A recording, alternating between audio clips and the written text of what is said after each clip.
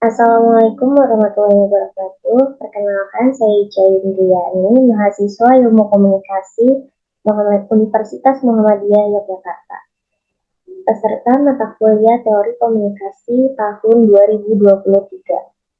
Di sini saya akan menjelaskan mengenai tiga teori.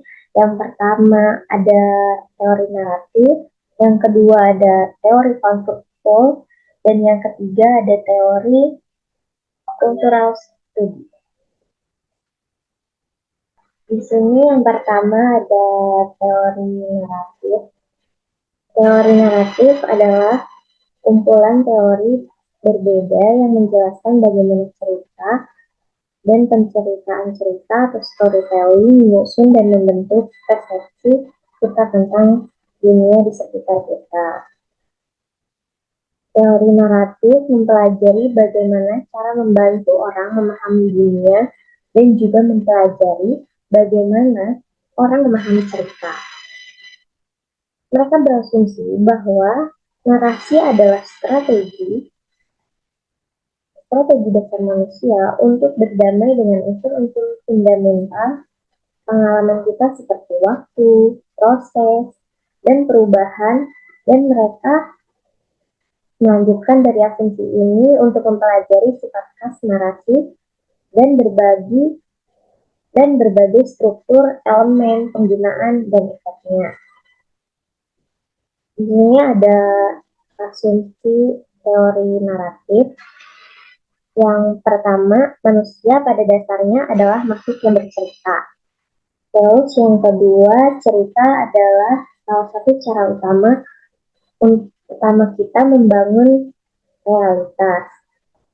Kita memahami dan membentuk dan membuat dunia kita bermakna melalui cerita. Ketiga, cerita adalah sarana utama dalam menginformasikan budaya. Contohnya seperti sikap, nilai-nilai, kepercayaan, praktek, ritual. Yang keempat, cerita mengambil bentuk yang berbeda. Kemudian teori berikutnya yaitu adalah teori Frankfurt School. Frankfurt School juga dikenal sebagai teori kritis, adalah gerakan filosofis dan sosiologis yang berasal dari Jerman pada awal abad ke-20. Teori kritis adalah bentuk kritik sosial yang bertujuan untuk mengkritik masyarakat, struktur sosial, dan sistem kekuasaan, dan untuk mendorong perubahan sosial yang egaliter. Ada 6 konsep utamanya. Pertama yaitu struktur kekuasaan yang menindas. Maksudnya yaitu teori kritis berusaha untuk mengidentifikasi, menantang, dan akhirnya mengubah struktur kekuasaan yang menindas dalam masyarakat. Kedua, ada transformasi masyarakat, yaitu teori kritis adalah transformatif karena ia mencari transformasi masyarakat menjadi salah satu di mana perdamaian, kekayaan, kebebasan, pemenuhan diri dimungkinkan. Ketiga, wawasan dari pemikir sejarah. Teori kritis tertarik pada bagaimana masyarakat menciptakan sistem dominasi dan penindasan, dan sering menarik wawasan dari pemikir sejarah seperti Karl Marx dan Sigmund Freud. Lalu keempat ada dimensi normatif, yaitu teori kritis melibatkan dimensi normatif baik dengan mengkritik masyarakat dalam hal beberapa teori umum, nilai-nilai atau norma-norma, atau mengkritik masyarakat dalam hal nilai-nilai yang dianut sendiri, yaitu kritik kekal. Yang kelima, ada perpaduan teori dan tindakan.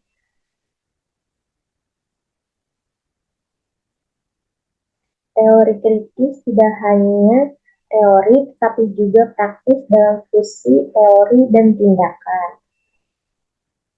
Keenam adalah pengaruh. Teori kritis Frankfurt School telah berpengaruh dalam bidang-bidang seperti sosiologi, filsafat, dan studi budaya. Nah, selanjutnya yaitu teori yang ketiga adalah cultural study theory. Dalam studi budaya dapat diidentifikasikan dalam berbagai cara, tetapi di pusatnya adalah hubungan kekuasaan. Cultural studies adalah pendekatan interdisipliner dalam pemahaman dan analisis budaya dalam masyarakat. Teori ini dikembangkan pada tahun 1960-an di Inggris oleh sejumlah sarjana seperti Stuart Hall, Raymond Williams, dan Dick Heggie. Konsep utama dari studi budaya yang pertama ada pendekatan interdisipliner. Studi budaya menggabungkan kontribusi dari berbagai disiplin ilmu, termasuk sosiologi, antropologi, sastra, sejarah, media, dan teori budaya. Pendekatan ini bertujuan untuk memahami budaya sebagai praktik sosial yang kompleks dan beragam. Yang kedua, analisis kekuasaan dan ideologi. Teori studi budaya menyoroti hubungan antara budaya, kekuasaan, dan ideologi.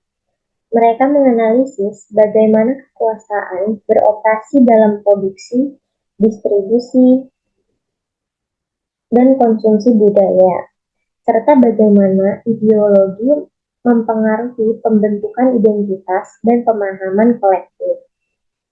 Yang ketiga, budaya populer.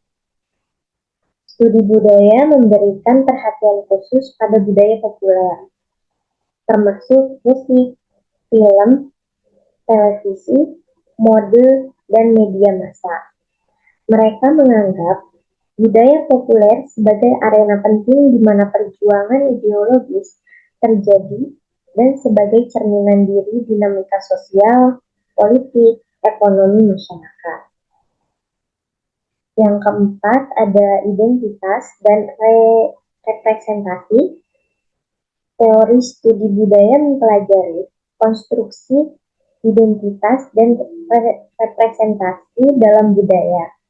Mereka menganalisis bagaimana kelompok-kelompok sosial dan individu direpresentasikan dalam media, sastra, dan seni, serta bagaimana identitas dan representasi saling terkait dan dipengaruhi oleh konteks sosial.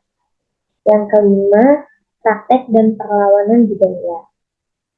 Studi budaya melihat budaya sebagai sumber perlawanan dan transformasi sosial. Mereka memeriksa praktik budaya alternatif seperti subkultur, gerakan sosial, dan ekspresi artistik yang melawan dominasi dan mengusulkan perubahan sosial. Yang keenam, konteks sejarah dan sosial. Teori studi budaya menekankan pentingnya memahami budaya dalam konteks sejarah dan sosial. Mereka mengakui bahwa budaya tidak terisolasi tetapi dipengaruhi oleh kondisi politik, ekonomi, dan sosial yang ada. Berikutnya ada asumsi teori studi budaya. Di sini ada 5 asumsi. Yang pertama ada budaya adalah praktek sosial. Teori studi budaya menganggap budaya sebagai praktik sosial yang aktif, bukan hanya sebagai produk atau artefak. Mereka melihat budaya sebagai sesuatu yang dibuat dibagikan, dan diinterpretasikan oleh individu dan kelompok dalam konteks sosial. Yang kedua ada konteks sosial dan sejarah. Studi budaya menekankan pentingnya memahami budaya dalam konteks sosial dan sejarah. Mereka mengakui bahwa budaya terbentuk oleh kondisi politik, ekonomi, sosial yang ada pada waktu tertentu. Konteks ini mempengaruhi produksi, distribusi, dan konsumsi budaya. Ketiga, ada hubungan kuasa dan ideologi. Teori studi budaya menganggap hubungan kuasa dan ideologi sebagai faktor penting dalam memahami budaya. Mereka mengakui bahwa budaya tidak netral, tetapi mencerminkan, mempertahankan, dan memproduksi ketidaksetaraan sosial, dominasi, dan ideologi yang ada dalam masyarakat. Yang keempat ada kompleksitas dan heterogenitas budaya. Studi budaya menolak pandangan tunggal atau universal tentang budaya.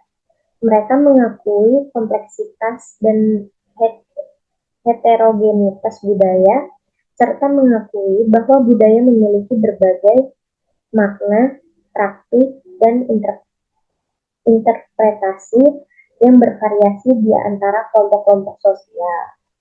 Yang kelima ada potensi perlawanan dan transformasi. Studi budaya melihat budaya sebagai sumber potensi perlawanan dan transformasi sosial.